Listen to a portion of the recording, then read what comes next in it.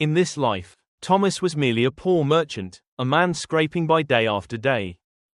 Yet, he held on to a reckless dream, to one day buy a beastman as his servant. At a crowded slave market, after wandering for hours, he finally found what traders called a defective product, a lizard-type beastman. After some haggling, Thomas bought him at a ridiculously cheap price. On the way home, he smirked to himself. Lucky me, if I clean him up and resell him, I'll make at least triple. He prepared a large basin of water, ready to wash the beastman himself. But the creature only bowed his head in silence, unmoving. Impatient, Thomas frowned and poured the water straight over him. Seeing the beastman tremble, he felt a pang of guilt and sighed. Next time, wash yourself. I'm your master, remember? He sat beside him, gently drying the dripping wet hair with a towel. I must be crazy. I spent money buying a slave. And now I'm the one serving him. As the dirt washed away, the beastman's true face emerged, so beautiful that Thomas froze in place. Someone like this would probably sell better in the red light district, he muttered.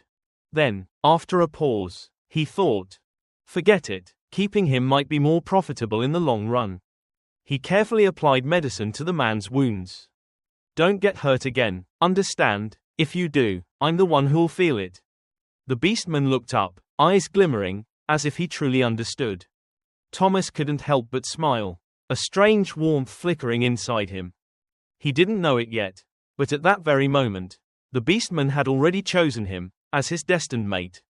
Days later, while inspecting the chain around the beastman's neck, Thomas noticed faint red marks on his skin. Why won't this thing open? Is it sealed with magic? Then, clink, the chain suddenly fell to the ground. A golden light erupted, wrapping around Thomas and knocking him to his knees. What's happening? What did you do to me? The beastman stood tall, his body radiating divine light. All his wounds, all his scars, vanished. In the blink of an eye, a golden dragon tail unfurled behind him. His eyes blazed as he looked down at Thomas. Finally, I've found you, the mate I've been searching for. Thomas went pale. He hadn't bought an ordinary beastman, but a dragon, a legendary creature known for loving beyond gender or species. From that day forward, Thomas's life was turned upside down. The dragon followed him everywhere, protecting him, caring for him, even binding him with a mystical link he couldn't understand. Thomas tried to fight it. He wanted his freedom back. But whenever he saw those warm golden eyes, his anger softened. You're insane. I don't need any bond with you. The dragon only smiled, voice calm and steady.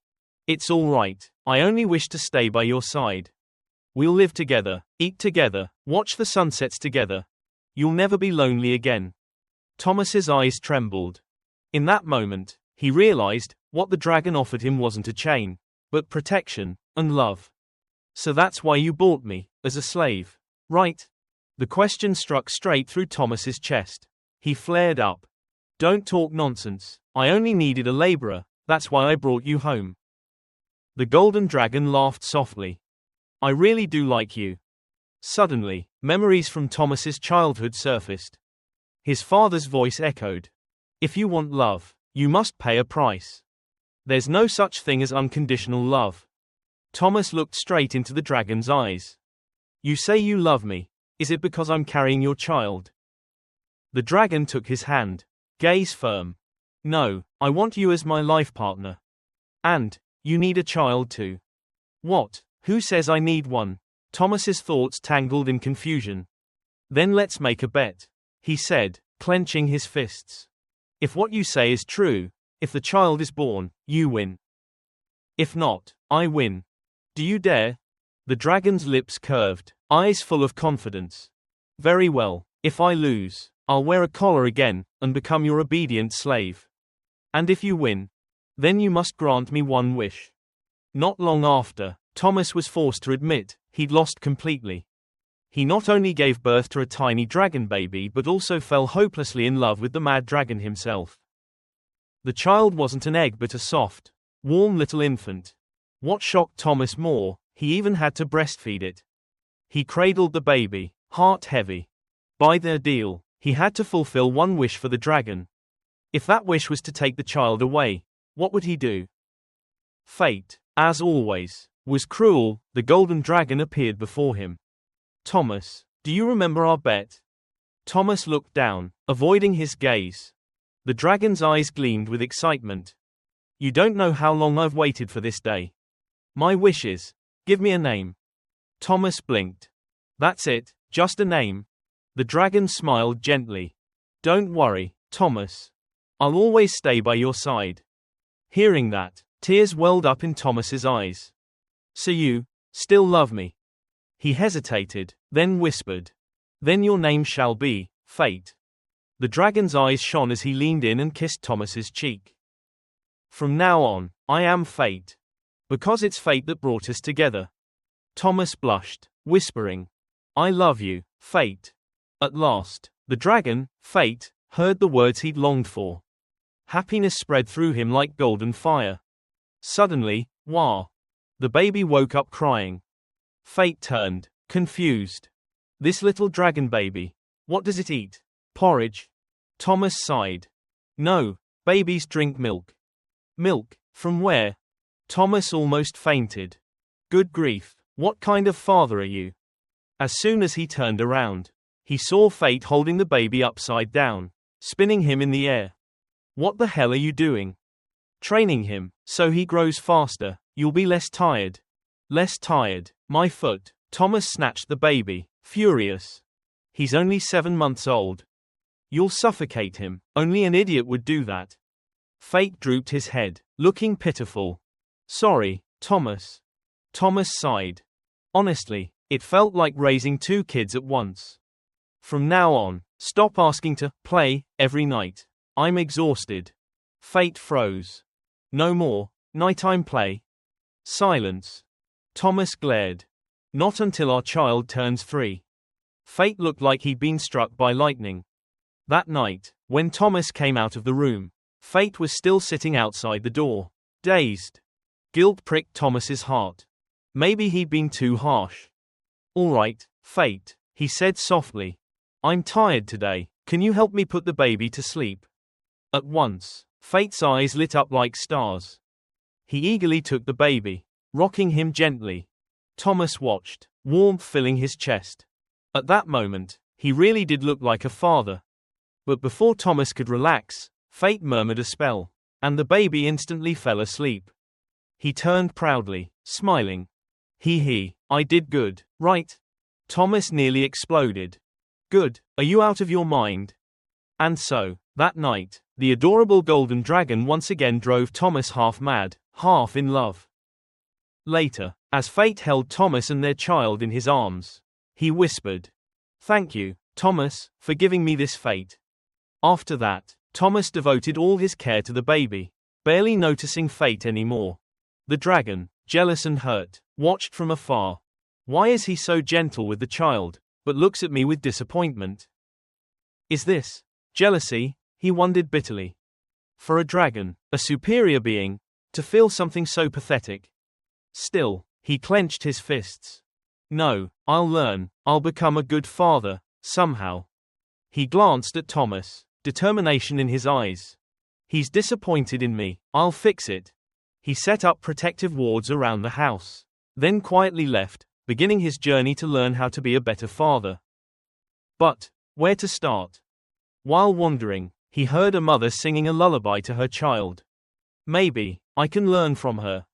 He crept closer to observe. But before he could speak, the woman screamed, Monster! A demon's come for my child. Within seconds, people surrounded him, shouting accusations.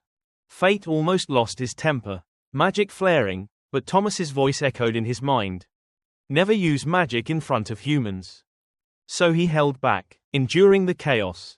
Just then, Thomas arrived, flashing his merchant's pass to the guards, saving him.